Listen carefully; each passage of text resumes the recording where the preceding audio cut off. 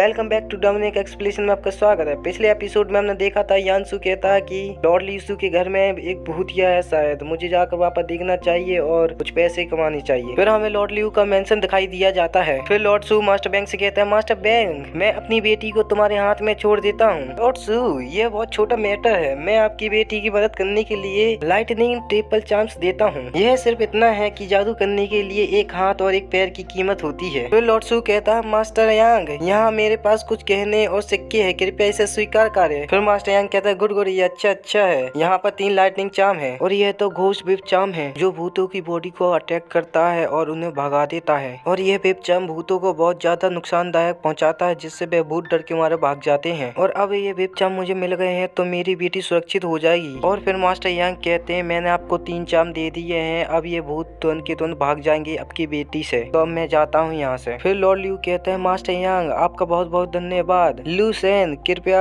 हमारे मेहमान को बाहर तक छोड़ कर आए। फिर लूसू कहता है, जी लॉर्ड ल्यू। फिर लॉर्ड ल्यू की पत्नी कहती है, हनी क्या आपको सच में विश्वास है कि यह बूढ़ा आदमी हमारी बेटी को ठीक कर देगा? इससे पहले भी हमारे यहाँ कई सारे स्कैमर आए हैं। फिर लॉर्ड ल्यू कहते हैं, हम क्या कर सकते हैं, हमारे पास जो कुछ भी है हम उसी से प्रयास कर सकते हैं और ऐसा समझे कि हम सभी चीज के लिए भुगतान कर रहे हैं। फिर लॉर्ड ल्यू का सर्वेंट आता है और जोर से कहता है, मास्टर मैडम यहाँ पर एक आदमी और आया है मिस को ठीक करने के लिए। फिर पति और पत्नी दोनों खुश हो जाती है और कहते हैं कि जल्दी से उसे अंदर बुलाओ। फिर लॉर्ड ल्यू का सर्वेंट कहता है, कृपया अंदर आइए मास्टर यांशु। लॉर्ड ल्यू, मास्टर यह मिस्टर यांशु है। फिर लॉर्ड ल्यू की पत्नी कहती है, वह बहुत छोटा है और वह निश्चित रूप से ताववादी नहीं है, वह एक मार्शल कलाकार की तरह भी नहीं दिखता है, क्या वह चार्ल्टन है? फिर लॉर्ड ल्यू कहता है, क्या तुम मुझे दिखा सकते हो कि तुम्हारी कितनी क्षमता है? फिर यांशु खुश होकर कहता है, बेशक मैं आपको दिखा सकता हूँ। फिर यांशु उस सिक्के को बहुत तेजी से फेंकता है और वह सिक्का उड़ते हुए सबके सामने से चला जाता है और दीवार में टकराता है और वह सिक्का इतनी जोर से टकराता है जमीन पर के जमीन ही टूट जाती है और वहाँ पर बहुत सारा धुआं हो जाता है। और यह देखकर पति पत्नी दोनों ही मुंह फाड़ कर कहते हैं, हे भगवान। फिर लॉर्ड ल्यू कहता है, मैंने उम्मीद नहीं की थी कि छोटे से टाउन में इतना बड़ा क्षमता वाला व्यक्ति है, कृपया यहाँ सीट पर बैठिए। फिर यांशु कहता है, चलो जल्दी चलो, समय बर्बाद नहीं करते और मुझे तुम अपनी बेटी के पास लेते चलो, मैं यहाँ पर कुछ पैसे कमाना चाहता हूँ सिर्फ। फिर लॉर्ड ल्यू यांशु से कहता है, बेशक बेशक मेरे साथ चलिए यांशु। फिर लॉर्ड ल्यू की बेटी को देखते जो बेड पर बंधी हुई होती है और जोर से कहती है, मुझे अब यहाँ से जाने दो। फिर उसकी सर्वेंट कहती है, मिस दोबारा से पागल होने जा रही है। फिर लॉर्ड ल्यू की बेटी जोर से कहती है, मुझे आदमी की जरूरत है। फिर उसकी सर्वेंट कहती है, मिस कृपया थोड़ी देर के लिए और रुकिए, वह वो बूढ़ा आदमी तो सुबह ही चला गया था, क्योंकि वह बूढ़ा आदमी दूसरा राउंड और नहीं ले सकता है, इसलिए मास्टर कोई और व्यक्ति देख रहा है तुम्हारे लिए। फिर लॉर्ड ल्यू अंदर आती हुए पूछता है, वह कैसी है? फिर वह लड़की यांशु का हाथ पकड़ती है और कहती है, मिस्टर जल्दी से यहाँ पर आओ। फिर वह दूसरी लड़की लॉर्ड ल्यू को धक्का मारती हुए कहती है, तुम्हें पहले बाहर जाना चाहिए। फिर वह पहली लड़की यांशु से कहती है, मिस्टर जल्दी से अपने कपड़े उतारो, मिस और ज्यादा इंतजार नहीं कर सकती है। फिर यांशु मन में कहता है कि यहाँ पर चल क्या रहा है। उसके बाद यांशु शर्माते हुए कहता है, मुझे जाने दो, मैं खुद कर लूंगा अपने आप। फिर लॉर्ड ल्यू अंदर आते हुए कहता है, मैं यहाँ पर उसकी बीमारी ठीक करने के लिए, ना कि अपना शरीर का योगदान करने के लिए। यह सुनकर पहली वाली लड़की कहती है, क्या? तब वह मिस को ठीक कर देगा। फिर यांशु